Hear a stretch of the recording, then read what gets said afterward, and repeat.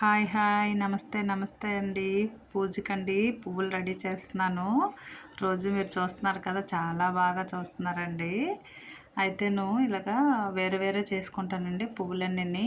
ఆ వైటి నందివర్ధనం అంటారు కదా, ఆ కాడలన్నీ తీసేస్తానండి.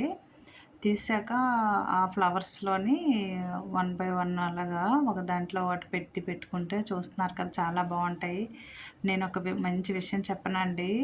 గుడికి వెళ్ళినా ఎక్కడికి వెళ్ళినా అక్క పువ్వులు బాగా పెడుతున్నారు, మంచిగా చేస్తున్నారు.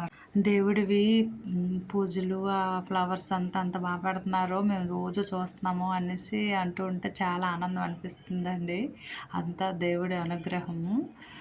మనకు అదృష్టం కూడా ఉండాలంటే పూజలు చేసుకోవాలన్నా, దేవాలయంకి వెళ్ళాలన్నా అమ్మ అనుమతి ఉండాలి, దేవుళ్ళ అనుగ్రహం ఉండాలి, ఇవన్నీ చేసుకోవాలంటే అని నా నమ్మకం అండి.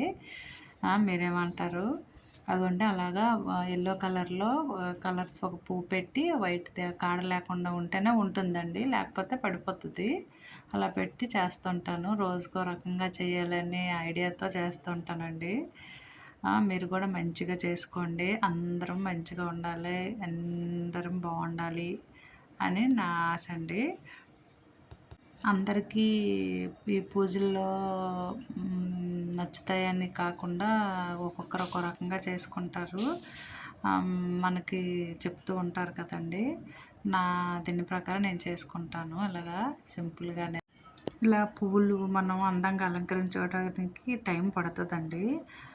పువ్వులే పెడుతుంటాను. గంధాలు బొట్టులు అవి ఫోటోలు పెడితే అందం వేరేగా మారిపోతుందని నమ్మకంతో నేను పెట్టనండి. అలాగని పెట్టకూడదని కాదు, పెట్టుకోవచ్చు. స్పెషల్ డేస్ అప్పుడు, పండగలప్పుడు మాత్రం పెడతానండి. సింపుల్గానే చేసుకుంటాను. తప్పుగా మాట్లాడితే క్షమించండి. ఓకే అండి, థ్యాంక్ యూ.